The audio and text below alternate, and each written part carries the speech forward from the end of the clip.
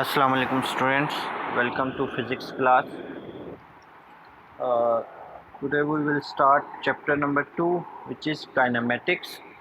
So in today's lecture we will discuss about the topic 2.1, rest and motion and types of motion. So in this lecture we will discuss what do you mean by kinematics. Means first of all we see what is kinematics, and then we see what is difference between the rest and the motion, and then I will explain all the types of the motion, like translatory motion and its type, rotatory motion, vibratory motion, and then we will see the difference between the circular and the rotatory motion, and then at the end we will solve this mini exercise which is given on page number 32 of your book. So let's start the lecture. Now first thing is, what is kinematics? If you remember the branches of the physics, that mechanics is a branch of a physics that deals with the study of a motion of object, its causes and its effects. So to study the motion of an object, what are the causes of the motion and what are the effects of the motion, we study in mechanics. Mechanics is further divided into two areas, kinematics and dynamics. And you know, the title of our chapter is kinematics, and if you see, the title of the third chapter is dynamics. So we study both these branches in chapter 2 and 3. So first of all, we see what do you mean by kinematics. So kinematics is the study of a motion of an object without discussing the cause of its motion. Means अगर आप motion की cause को discuss नहीं कर रहे तो उसको हम काइनेमेटिक्स में स्टडी करते हैं. मोशन की कॉज क्या है, ये हम चैप्टर 3 में पढ़ेंगे कि cause of a motion is a force. Newton laws की मदद से हमें पता चलेगा कि जो कॉज है मोशन की वो क्या है, फोर्स है. तो अगर आप फोर्स को इंक्लूड नहीं करते तो तब आप जो है वो जो स्टडी करोगे वो काइनेमेटिक्स के अंदर स्टडी करोगे. बेसिकली इसमें हमारा मकसद ये होता है कि हम यूनिफॉर्म एक्सेलरेशन के साथ बॉडी जब मूव करती है, यूनिफॉर्मली एक्सेलरेटेड होती है जब, तो तब हम लोग काइनेमेटिक्स में स्टडी करते हैं. लेकिन जब वेरिएबल फोर्सेस अप्लाई हो रही हों, डिफरेंट फोर्सेस अप्लाई हो रही हों, तो उनके इफेक्ट को जब हम स्टडी किया जाता है, मोशन को उनके इफेक्ट्स के अंदर स्टडी किया जाता है, तो उसको हम डायनामिक्स कहते हैं. इसकी डिटेल हम आहिस्ता आहिस्ता देखते जाएंगे कि कैसे जो है वो काइनेमेटिक्स और डायनामिक्स में डिफरेंस होता है. ठीक है, तो मेन चीज़ क्या है, kinematics is a study of a motion without discussing the cause of the motion, while dynamics is a study of a motion with cause. So there is a difference between the studying of a motion without cause and with cause. Okay, we will see. So before going for the further study of the kinematics, हम लोग देखेंगे कि पहले जो कुछ topics हैं, जैसे rest and motion को हमें समझना होगा, फिर मोशन के टाइप्स को हमें पहले समझना होगा कि वो हैं क्या, तब हम समझ सकेंगे कि जो आगे हम फर्दर मोशन की स्टडी करेंगे उसको, उसकी टर्म्स को समझना हमारे लिए तब आसान होगा. तो सबसे पहले आप देखें रेस्ट क्या है. An object is said to be at rest if it does not change its position with respect to its surrounding. अब इस डेफिनेशन में कुछ चीज़ें नहीं हैं, वो हम देखते हैं कि बॉडी रेस्ट पे है, बॉडी मूव नहीं करती अगर अपनी बॉडी अपनी पोजीशन को चेंज ना करे with respect to its surrounding. अब सराउंडिंग क्या है, surrounding are the places in its nearby where the various objects are present. Means अगर आपके पास let's suppose कोई एक रेफरेंस पॉइंट है या कोई आपके पास एक ऐसी जगह है, एक नेबरिंग, जैसे यहाँ पे एग्जांपल है कि क्लासरूम में, आप क्लासरूम में बैठे हैं और अगर टीचर बोर्ड के पास खड़ा है तो आप लोग देखेंगे कि अगर एक स्टूडेंट अपनी जगह पर बैठा हुआ है और वो अपनी position with respect to teacher change नहीं कर रहा, तो वो टीचर के लिहाज से वो स्टूडेंट रेस्ट पे है. तो सराउंडिंग क्या है, जो नेबरहुड में आपके ऑब्जेक्ट होते हैं, जहाँ से ऑब्ज़र्व किया जा रहा होता है किसी भी ऑब्जेक्ट को, तो वो उसकी सराउंडिंग्स कहलाती हैं। अगर सराउंडिंग के लिहाज से जो जहाँ पे ऑब्जर्वर है वो अगर देख रहा है कि ऑब्जेक्ट अपनी पोजीशन को चेंज नहीं कर रहा, तो इसका मतलब है वो रेस्ट पे है। और मोशन क्या है, जब बॉडी अपनी पोजीशन को चेंज करे विद रिस्पेक्ट टू सराउंडिंग, तो वो क्या कहलाती है, मोशन कहलाती है। यानी अगर आप देखें कि एक बच्चा जो है वो एक ख़ास रेफरेंस पॉइंट से, लेट्स सपोज क्लास के एक एंड से मूव करता हुआ आ रहा है, यानी मूव करने का मतलब ये है कि वो अपनी पोजीशन, अपनी चेयर से अपनी पोजीशन को चेंज करता हुआ टीचर की तरफ आ रहा है, तो means he is changing its position, so he is in motion. ठीक है, तो द स्टेट ऑफ रेस्ट और motion for body is related. Now अब इस स्टेटमेंट को समझना है हमने पहले कि state of rest and motion जो है वो कैसे रिलेटिव का मतलब है को एग्जिस्ट करना। मीन्स अगर एक बॉडी रेस्ट पे है तो एट द सेम टाइम वो में भी मोशन में हो, लेकिन अब ये कैसे पॉसिबल है कि अगर बॉडी पोजीशन चेंज नहीं कर रही और वो पोजीशन चेंज भी कर रही है, तो ये एक ऐसी स्टेटमेंट है, इसको समझना हमें बहुत ज़रूरी है। तो इसको समझने के लिए हम जो है वो एक एग्ज़ाम्पल देख सकते हैं। आप इस एग्ज़ाम्पल में यहाँ पर ये आपके पास जो है वो सारी सराउंडिंग्स हैं। ठीक है, इसमें ये दो ऑब्जर्वर्स हैं which are standing at the side of the road. अब आप यहाँ पर इस बस को देखें तो ये बस अपनी पोजीशन को चेंज कर रही है with respect to these observers. ठीक है, अब पहले ऑब्जर्वर्स यहाँ पर खड़े हैं और बस की पोजीशन हर इंस्टेंट पे आप देखें कि इनके लिहाज से चेंज होती जा रही है। अब बस की पोजीशन चेंज हो रही है, इसका मतलब यह है this bus is in motion with respect to these observer outside. ठीक है, इन ऑब्जर्वर ये जो आउटसाइड हैं इसके लिहाज से ये बस और इसके अंदर बैठे हुए सारे पैसेंजर क्या हैं, मोशन में हैं।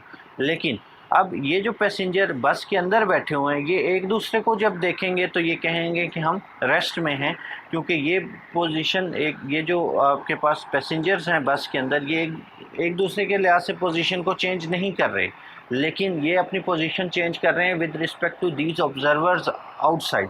तो आप देखें कि ऑब्ज़र्व करने का जो सराउंडिंग का है, अगर आप सराउंडिंग को देखें तो इन ऑब्जर्वर्स, ये जो बाहर दो ऑब्जर्वर्स खड़े हैं, इनके लिहाज से बस और उसके अंदर सारे पैसेंजर जो हैं वो मोशन में हैं।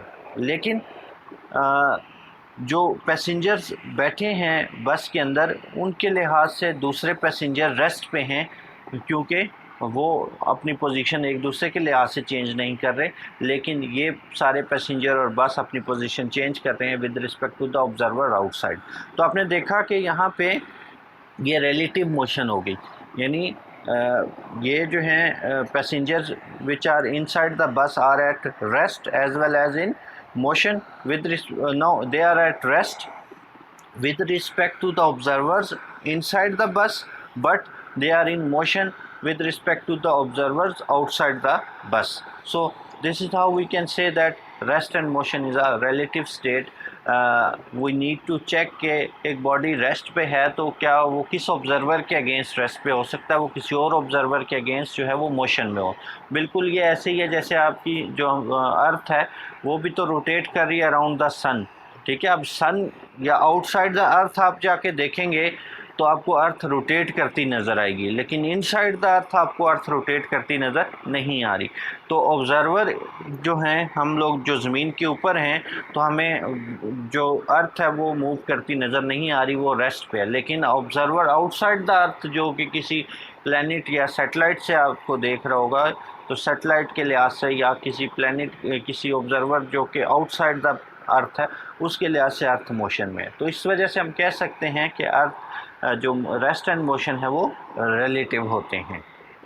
नाउ अब ये तो हमने देख लिया कि रेस्ट क्या होता है और मोशन क्या होता है। अब बॉडी मूव करती है, जब वो अपनी पोजीशन को चेंज करती है तो उसमें डिफरेंट तरह की मोशंस आ सकती हैं। तो मेजरली 3 तरह की मोशंस होती हैं, translatory motion, rotatory motion and vibratory motion. Now this translatory motion is divided into 3 types: linear motion, circular motion and random motion. Now अब हम इनको स्टडी करते हैं one by one. So now सबसे पहले है translatory motion. Now in translational motion a body is move along a line without rotation. This line may be straight or a curve. अब यहाँ पर आपको थोड़ा पॉइंट को समझना होगा। ट्रांसलेशन मोशन में क्या होता है, बॉडी जो है एक पॉइंट के अलॉन्ग मूव करती है और रोटेट नहीं करती। जैसे कि आप एक बॉल देखें तो ये बॉल जो है इस पाथ के अराउंड मूव कर रही है, ये पहले स्ट्रेट है फिर कर्व हो गया, ठीक है, लेकिन ये बॉल रोटेट नहीं कर रही। आप अगर इस बॉल की देखें तो ये बॉल जो है वो ऐसे स्पिन नहीं कर रही, बट ये सिर्फ मूव कर रही है। दूसरी चीज़ आप देखें यहाँ पे दूसरी डेफिनेशन के मुताबिक, motion in which all points of a body move uniformly in the same line. अब अगर आप इस डेफिनेशन को देखें तो आपको ट्रांसलेटरी मोशन की ज़्यादा अच्छी समझ आएगी। उसके मुताबिक क्या है कि बॉडी का कोई भी पार्ट जो बॉडी, जैसे ये पूरी एक बॉल है तो बॉल का हर पार्ट इस लाइन, ये जो वाइट लाइन यहाँ पे बनी हुई है, इस वाइट लाइन को फॉलो कर रहे हैं, ये मीन्स इस लाइन ऑफ एक्शन को फॉलो कर रहा है। ऐसा नहीं हो रहा कि बॉल का कोई हिस्सा किसी और तरफ जा रहा है और कुछ हिस्सा किसी और तरफ जा रहा है, बल्कि पूरी की पूरी बॉल जो है वो मूव कर रही है एक ही लाइन ऑफ एक्शन को। वो लाइन ऑफ एक्शन, या लाइन ऑफ एक्शन का मतलब जिस डायरेक्शन में वो मूव करती है, ठीक है। अब वो या तो स्ट्रेट है, ये देखें यहाँ तक स्ट्रेट है और उसके बाद ये कर्व पाथ में, लेकिन बॉडी या तो लाइन स्ट्रेट लाइन में मूव कर रही है या कर्व में। तो इन दोनों पार्ट्स में आपने देखा कि बॉडी का हर पार्ट, जो ये बॉल है इसका हर पार्ट जो है वो सेम लाइन ऑफ एक्शन को फॉलो कर रहा है। तो हम ये कह सकते हैं कि this ball is in translatory motion.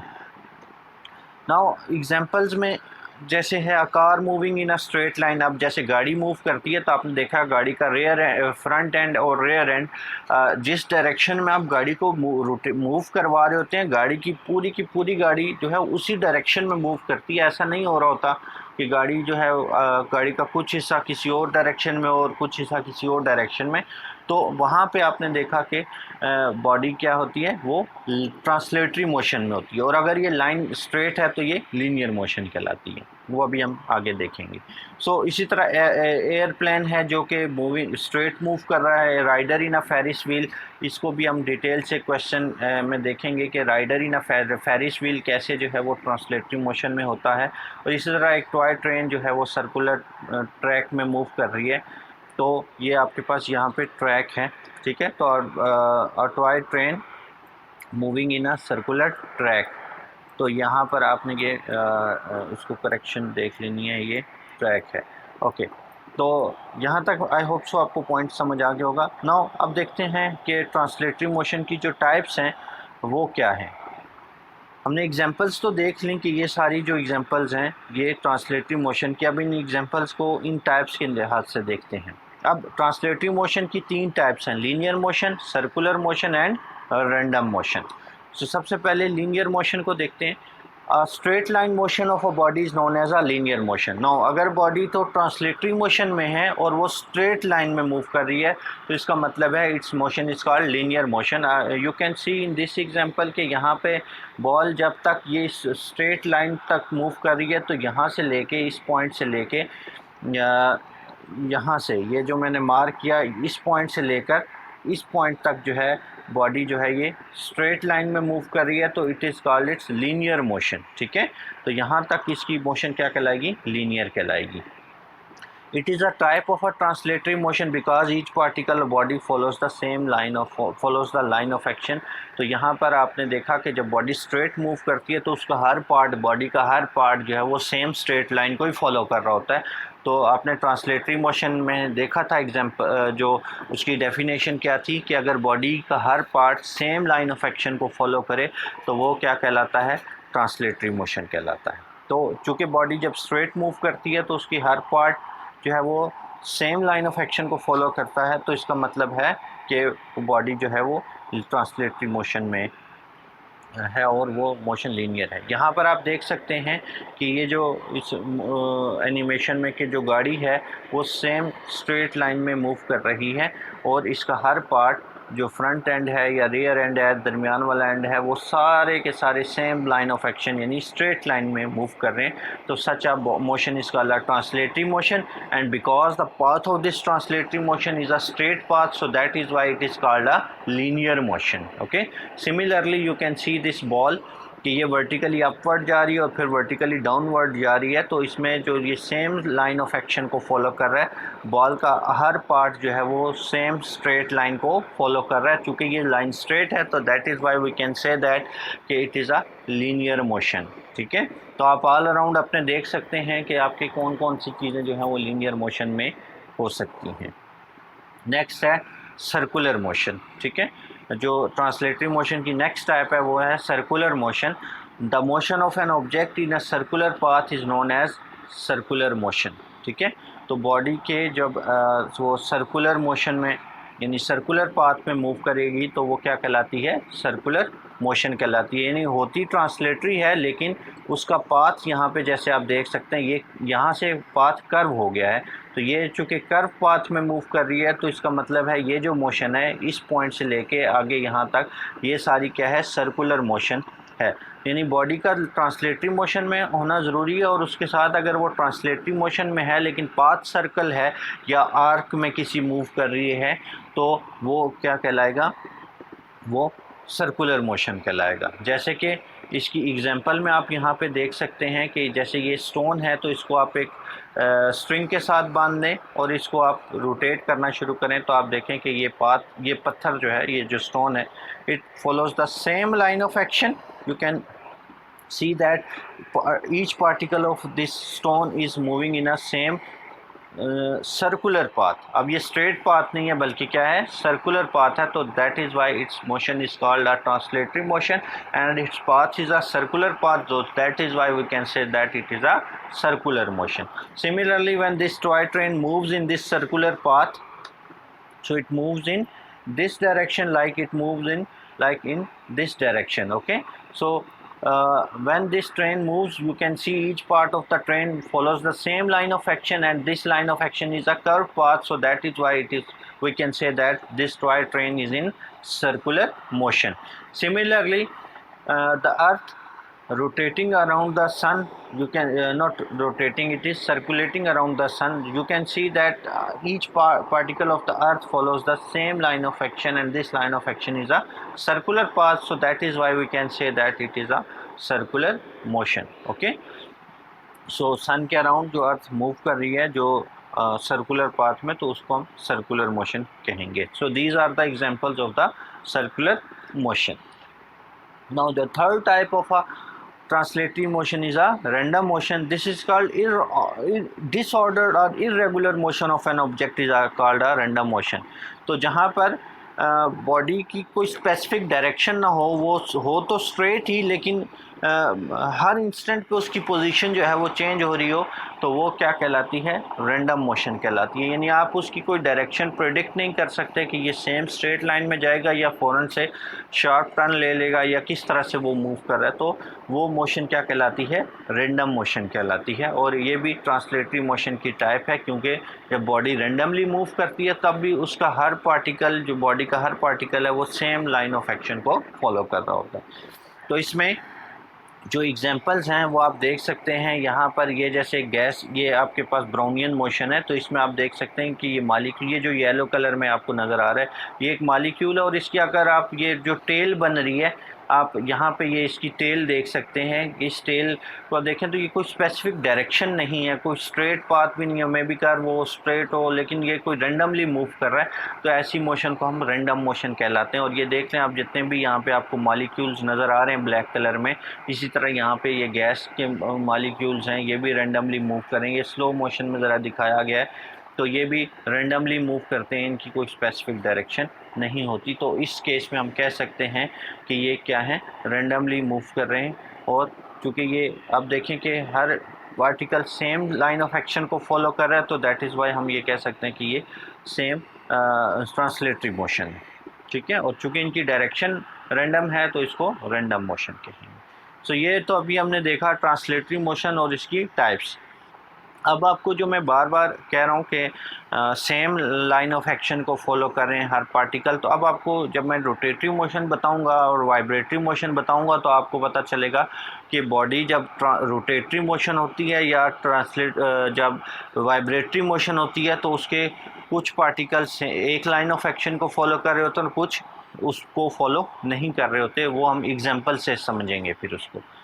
तो अभी जो है वो रोटेटरी मोशन को पहले देखते हैं। The spinning motion of a body about its axis. Now यहाँ पर क्या है, अब जो सबसे इम्पॉर्टेंट चीज़ है कि बॉडी जो है एक स्पेसिफिक एक्सिस के अराउंड रोटेट कर रही है, ठीक है।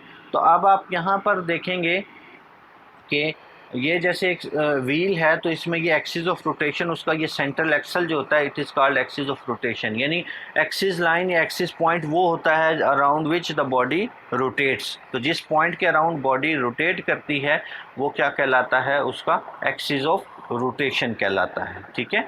इसमें जो इम्पोर्टेंट चीज़ है कि आप यहाँ पर इसको अगर आप देखें तो ये इसका सेंट्रल पॉइंट बनता है, ये जो लाइन है ये सेंट्रल पॉइंट बनती है, और यहाँ से बॉडी का ये वाला पार्ट जो है ये इस डायरेक्शन में मूव करता है और ये इस डायरेक्शन में मूव कर रहा है।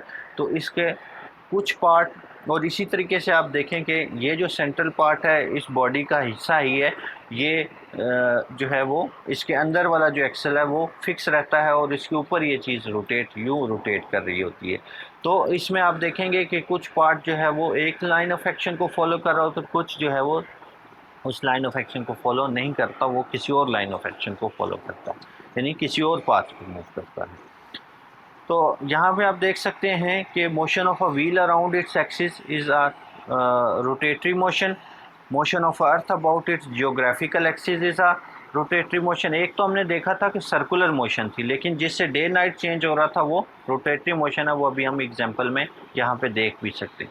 अब आप यहाँ पर इसमें देख सकते हैं कि ये रोटेटरी मोशन है। क्यों रोटेटरी मोशन है कि ये आपके पास इसका एक सेंट्रल एक्सल है और इसके अराउंड ही ये जो व्हील है ये आपके पास यूँ इस डायरेक्शन में रोटेट कर रहा है, ठीक है। तो इसमें भी आप देखें कि बॉडी का ये जो ऊपर वाला पार्ट है ये एक इस डायरेक्शन में है और ये जो नीचे वाला पार्ट, गो कि इनकी डायरेक्शन एक ही है, लेकिन जो इनकी बॉडी जो है वो फुली एक डायरेक्शन में नहीं जा रही। आप अगर यहाँ पे देखें इसका लोअर पार्ट जो है वो और अपर पार्ट में जो है वो डिफरेंस आ रहा है। अगर तो ये स्लाइड कर रहा होता तो फिर हम कहते हैं कि बॉडी, हर पार्टिकल बॉडी का सेम लाइन ऑफ एक्शन को फॉलो कर रहा है। इसी तरीके से आपके पास ये जो इलेक्ट्रिक मोटर होती है, जो आपके इलेक्ट्रिक फैंस के अंदर भी होती है, तो यहाँ पे ये भी एक्सिस ऑफ रोटेशन है इसका, ये सेंट्रल पॉइंट है, एक्सिस ऑफ रोटेशन है, और यहाँ पे आप देखें कि ये जो है ये इस डायरेक्शन में रोटेट कर रहा है, तो ये भी रोटेटरी मोशन कहलाती है, ठीक है। तो चूँकि ये एक फिक्स पॉइंट के अराउंड रोटेट कर रहा है तो इसलिए ये रोटेटरी मोशन है।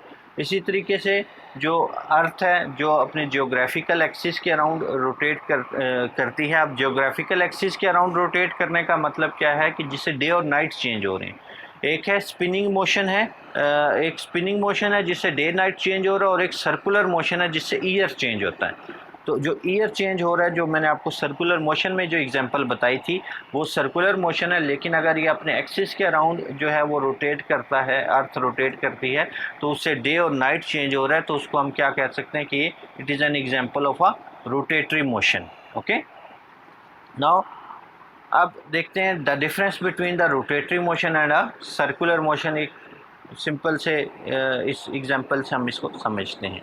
तो डेफिनेशन के मुताबिक सर्कुलर मोशन में क्या है कि बॉडी का हर part same line of action, यानी सेम लाइन ऑफ एक्शन को फॉलो करता है, जबकि रोटेटरी मोशन में ऐसा नहीं होता। अब आप इस एनिमेशन में देखें कि यहाँ पर ये जो मैंने सर्कल्स बनाए हुए हैं, ये आपने देख रहे हैं ग्रीन, रेड, और ये जो सर्कल हैं ये इसको इसकी रोटेशन को शो कर रहे हैं। और यहाँ पे आप देखें कि अर्थ का एक हिस्सा सन के अराउंड होता है, लेकिन दूसरे पार्टिकल सन के सामने नहीं होते, ठीक है।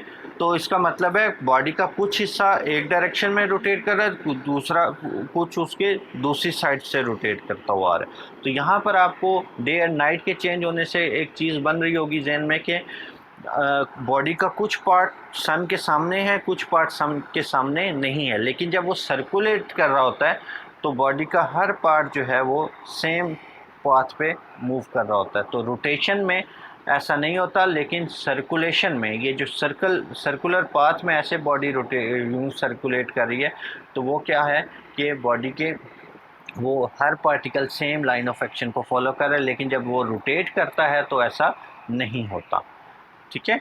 इस एनिमेशन से आपको ये नज़र भी आ रहा होगा। तो in circular motion the point about which the body goes around is outside the body. अब ये सबसे इम्पॉर्टेंट पॉइंट है। अब होता तो दोनों को एक सेंट्रल पॉइंट है, ठीक है। सर्कुलर मोशन में भी अगर आप यहाँ पे इस एग्जांपल को अगर आप देखें ना इसमें, तो यहाँ पे भी एक सेंट्रल पॉइंट है जिसके अराउंड ये रोटेट कर रहा है। इसी तरह ये जो टॉय ट्रेन है ये इसका एक सरकमफ्रेंस है, इसी तरह इसका एक रेडियस है। इसी तरह यहाँ से सन से लेके अर्थ तक का एक रेडियस बनता है। तो हमेशा एक सेंट्रल पॉइंट होता है सर्कुलर मोशन में, हमेशा एक सेंट्रल पॉइंट होता है, लेकिन वो सेंट्रल पॉइंट बॉडी से बाहर होता है, बॉडी के अंदर नहीं होता, ठीक है। तो सर्कुलर मोशन में the point about which the body goes around is outside the body, while in rotatory motion the line around which the body is move about is passing through the body itself. तो यहाँ पर आप इस example में देख सकते हैं कि ये जो शाफ्ट है ये टायर से गुज़र रहा है, टायर के साथ अटैच है। इसी तरीके से मोटर का शाफ्ट भी इस आर्मेचर के साथ जो ये रोटेट कर रहा होता है इसके बिल्कुल साथ अटैच होता है और इसी के अराउंड वो रोटेट कर रहा है। तो इसलिए ये सर्कुलर मोशन का एक मेजर डिफरेंस यही होता है। इसी तरीके से ये जो एक्सिस है, आप यहाँ पे देखें कि ये जो बॉडी, ये जो एक्सिस है ब्लैक, डार्क ब्लैक लाइन में ये जो एक्सिस आपको नज़र आ रहा है, इस एक्सिस के अराउंड ही बॉडी रोटेट कर रही है। और ये एक्सिस अर्थ के थ्रू हम कंसिडर कर दो कि ये इमेजिनरी है but it passes through the earth, ठीक है। तो ये उसी के अराउंड जो है वो मूव करती है। तो ऐसी मोशन को रोटेशनल मोशन कहते हैं। और जहाँ पर एक्सिस ऑफ वो पॉइंट जिसके अराउंड बॉडी सर्कुलेट कर रही होती है वो हमेशा आउटसाइड द बॉडी होता है, ठीक है। तो इसमें एग्जांपल में आपके पास ये क्वेश्चन पूछा जा सकता है, give an example of a body which is in circular motion as well as in rotatory motion. So earth is the best example, the motion of earth. You can see the motion of earth around the sun is a circular motion, while the motion of earth around about its geographical axis is called a rotatory motion. So this is the major difference between the translatory motion and a rotatory motion. Now the last type of a motion is a vibratory motion.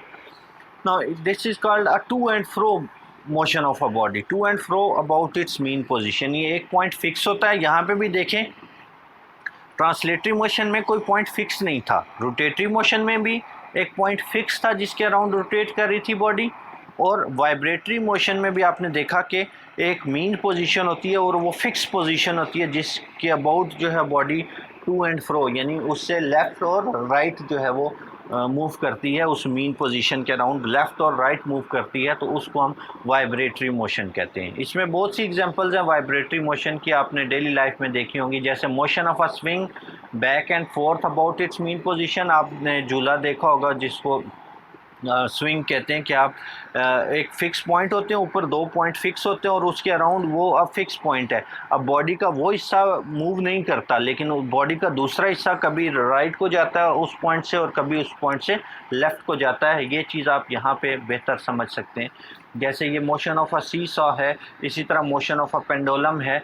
अब ये देखें ये point fix है, इसमें ये जो point है ये वाला पॉइंट, ये आपके पास फिक्स मीन पोजीशन और इसके अराउंड बॉडी जो है वो ऊपर, और यहाँ से ये जब ये बॉडी ऊपर जा रही है ये नीचे आ रही है, इसी तरह ये जब ऊपर जा रही है तो ये नीचे आ रही है। अब ये पूरी बॉडी है, लेकिन इसमें आपने देखा कि ये कुछ पार्ट इसका ऊपर जा रहा है और कुछ नीचे की तरफ आ रहा है, जैसे कि रोटेशन में आपने देखा था, ठीक है। तो इसमें भी आपने देखा कि पूरी की पूरी होल बॉडी मूव नहीं कर रही, लेकिन कुछ बॉडी एक डायरेक्शन में मूव कर रही है और बॉडी का कुछ पार्ट किसी और डायरेक्शन में मूव कर रहा है, ठीक है। तो ये भी क्या, this type of motion is vibratory motion. अगर ये पूरा ऐसे रोटेट करता यूँ इस डायरेक्शन में, ऐसे इस पॉइंट फिक्स पॉइंट के अराउंड यूँ पूरा रोटेट करता तो ये रोटेटरी मोशन कहलाता। लेकिन चूँकि ये हाफ मूव कर रहा है यानी सिर्फ इस पॉइंट के टू एंड फ्रो मूव कर रहा है, तो ये वाइब्रेटरी मोशन है। सिमिलरली यहाँ पर आप देखें कि ये इसका एक फ़िक्स पॉइंट है, ये इसका फ़िक्स पॉइंट है और इस फिक्स पॉइंट के अराउंड जो है ये लेफ़्ट और राइट को मूव कर रहा है। तो इस तरह की मोशन जो है ये क्या कहलाती है, वाइब्रेटरी मोशन कहलाती है। ठीक है, इसी तरह vibratory motion of the prongs है, मोशन ऑफ ट्यूनिंग फॉर्क है। ट्यूनिंग फॉर्क एक डिवाइस है जिससे आप साउंड को प्रोड्यूस कर सकते हो। तो इसमें भी आप देखें कि ये एक बिल्कुल फिक्स पॉइंट है और इस फिक्स पॉइंट के लेफ़्ट और राइट यानी टू एंड फ्रो जो है ये प्रोंग्स मूव कर रहे हैं। तो इस तरह की मोशन क्या कहलाती है, वाइब्रेटरी मोशन कहलाती है। ठीक है, टू एंड फ्रो मोशन जो है वो आपके पास to and fro motion of a hammer, of a ringing bell, the motion of a string of a sitar, motion of a prongs of a tuning fork. These are all the examples of the vibratory motion.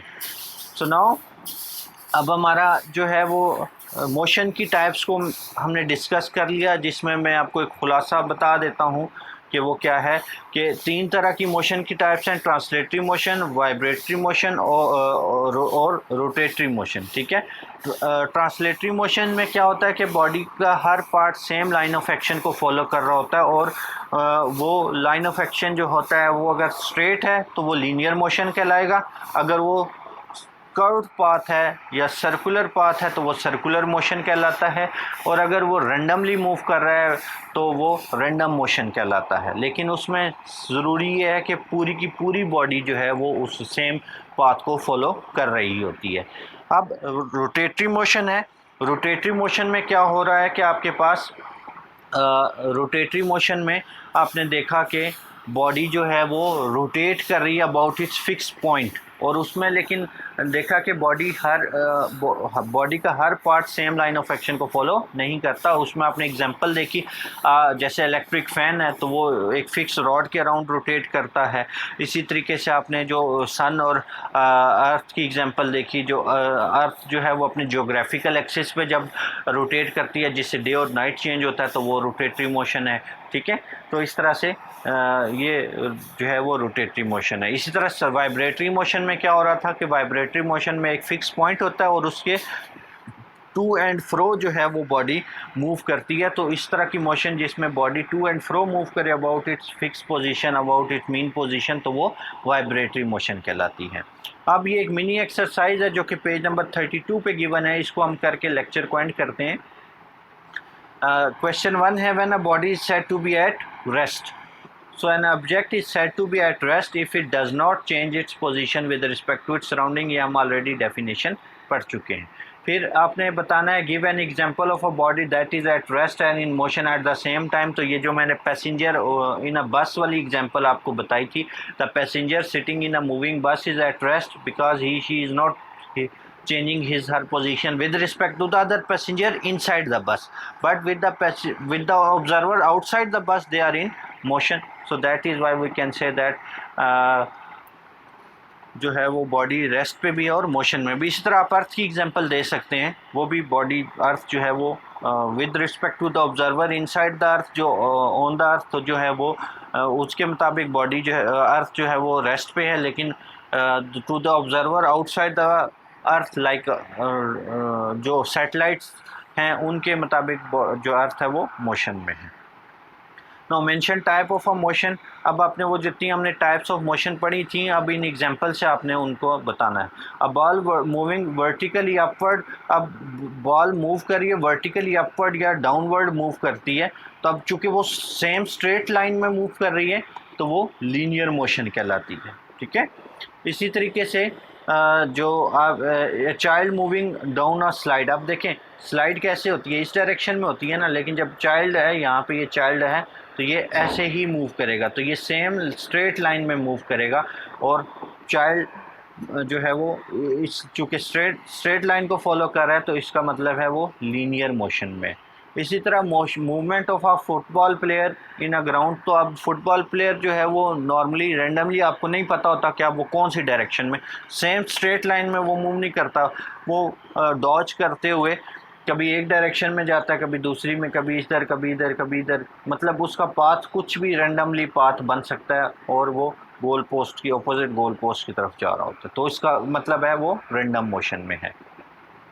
इसी तरह motion of a butterfly, definitely it is a random motion because butterfly की motion कभी एक flower पे बैठती है, कभी दूसरे पे, कभी तीसरे, और वो रैंडमली इस किसी भी डायरेक्शन में मूव कर सकती है। तो this type of motion is called a random motion. Similarly next है an athlete running in a circular track. तो डेफिनेटली क्योंकि एथलीट है, सर्कुलर ट्रैक पे दौड़ रहा है, तो वो पाथ उसका सर्कुलर होगा, तो it is called a circular motion. A motion of a wheel, definitely this motion of a wheel is about its axis, so it is called a rotatory motion. And a motion of a cradle is like a swing, जिस पे बच्चे को झूला दिया जाता है, तो बच्चों का जो झूला होता है उसको क्रैडल कहते हैं। तो वो क्या है, वो वाइब्रेटरी मोशन में होता है, क्योंकि आपने क्रैडल को देखा होगा कि उसके अपर पॉइंट फिक्स होते हैं, और जो उसके साथ वो झूला सा लगा होता है, वैसे वो जिसके अंदर बच्चे को डाला जाता है, वो बेड सा, वो ऐसे और ऐसे यानी ऊपर और नीचे की तरफ मूव करता है। तो इस फिक्स पॉइंट के अराउंड जो है वो बॉडी लेफ़्ट और राइट मूव कर रही होती है, अप और डाउन मूव कर रही होती है, तो वो मोशन वाइब्रेटरी मोशन कहलाती है। So this is all about today's lecture. I hope so कि आपको उसका लेक्चर समझ आ गया होगा। Thank you very much.